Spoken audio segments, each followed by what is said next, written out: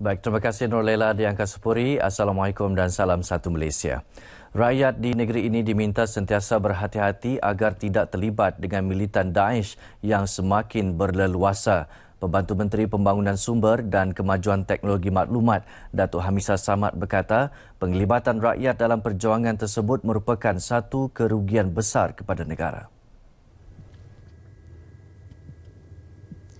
Ini kerana kegiatan militan hanya menyebabkan huru-hara sehingga mengganggu keharmonian negara. Sehubungan itu, Datuk Hamisah mengajak rakyat negeri ini bersama-sama membantu anggota keselamatan negara dalam usaha membantras kegiatan militan berkenaan. Beliau menyatakan demikian dalam majlis rumah terbuka Hari Raya di kediamannya di Tawau yang dihadiri kira-kira 2,000 pengunjung pelbagai kaum. Turut hadir Speaker Dewan Undangan Negeri Sabah Datuk Said Abbas Said Ali, Ketua Perwakilan Konsulat Republik Indonesia Tawau Krishna Jilani, Ketua Setiausaha Politik Ketua Menteri Datuk Nizam Abu Bakar Titingan dan anggota Dewan Undangan Negeri Adun Sebatik Datuk Abdul Muiz Picho. Mengenai majlis rumah terbuka tersebut, Datuk Hamisah yang juga Adun Tanjung Batu berkata, majlis ini bukan sahaja dapat memperkukuhkan hubungan kekeluargaan tetapi mengeratkan lagi hubungan antara sahabat handai dan jiran tetangga di daerah berkenaan. Laluan alternatif perlu diwujudkan di Pekan Keningau yang kini berdepan masalah kesesakan lalu lintas berikutan pembangunan pesat dan pertambahan populasi di daerah pedalaman atas itu. Laluan alternatif untuk menghubungkan daerah-daerah sekitar Keningau tanpa melalui Pekan Keningau dijangka dapat mengurangkan masalah berkenaan. Menurut Pegawai Daerah Keningau, Haji Yusof Haji Osman, Jabatan Kerjaya JKR perlu mengambil tindakan segera kerana laluan sedia ada yang telah dinaik taraf kepada 2 hala masih tidak dapat menampung peningkatan jumlah kenderaan yang melalui pekan berkenaan. Kita memerlukan satu jalan keluar alternatif, itu kita panggil ni divert road lah, untuk dibina di kawasan Pekan Keningau ini. Biarpun dengan adanya jalan 2 hala ini, dianya masih belum begitu mencukupi. Ini menunjukkan bahawa kepesatan penduduk di daerah Keningau yang sekarang ini sudah mencecah hampir kepada 220,000 orang. Haji Yusof menyatakan demikian kepada pemberita RTM dalam temu ramah khas di pejabatnya di Keningau. Beliau berkata laluan alternatif berkenaan juga dapat memendekkan jarak perjalanan ke daerah sekitar Keningau. Haji Yusof juga berharap pembinaan fasa ketiga Lebuh Raya Pen Borneo yang melalui daerah Keningau dapat menyelesaikan masalah kesesakan lalu lintas di daerah Keningau.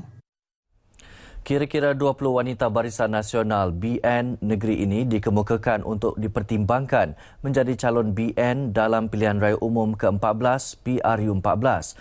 Pengurusi wanita BN Sabah Datuk Haja Armani Datuk Haji Mahiruddin berkata, senarai calon itu dikemukakan kepada pengurusi wanita BN Tan Sri Syarizad Abdul Jalil baru-baru ini. Menurut Datuk Haja Armani, calon muka lama dan baharu berkenaan merupakan calon boleh menang. Saya rasa calon-calon yang saya kemukakan itu memang ada potensi lah. Sama ada muka lama dan muka baru. Datuk Armani mengesahkan demikian kepada media ketika ditemui dalam majlis rumah terbuka Aidilfitri di kediamannya di Kota Kinabalu. Turut hadir sebagai tetamu kehormat yang di-Pertuan Negeri, Tun Dr. Haji Johar Datuk Haji Mahiruddin serta beberapa ketua-ketua wanita bahagian UMNO dan BN Sabah.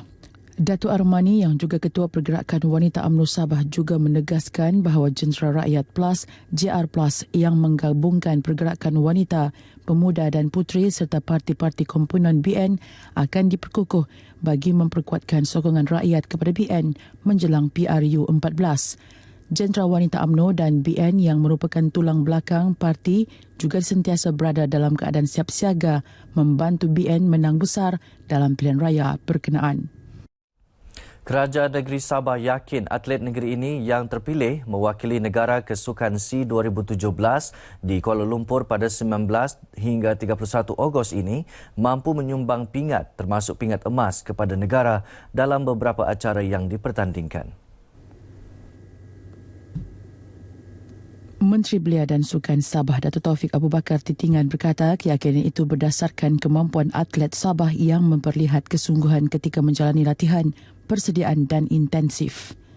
Ada beberapa orang yang telah pun tersenarai untuk mewakili negeri Sabah, mewakili negara dalam Sukan C yang akan berlangsung pada bulan Ogos di Kuala Lumpur menjadi tuan rumah.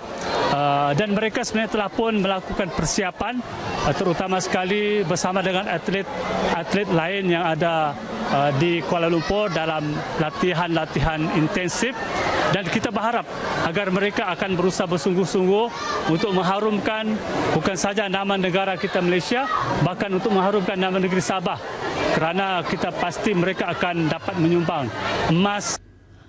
Datuk Taufik berkata demikian kepada pemberita dalam Majlis Rumah Terbuka Hari Raya Aidilfitri di Dewan Lo Gekpo, Tawau. Mengenai majlis ini, beliau yang juga ahli Dewan Undangan Negeri APAS berkata penganjuran Majlis Rumah Terbuka ketika sambutan perayaan merupakan wadah terbaik dalam usaha memupuk perpaduan pelbagai kaum di negeri ini. Datuk Taufik berharap rakyat tanpa mengira latar belakang dan fahaman mengambil peluang merapatkan hubungan silaturahim melalui majlis berkenaan. Sekian berita N5 dari Sabah petang ini. Teruskan dengan Nur Lela di Angkasa Puri. Silakan.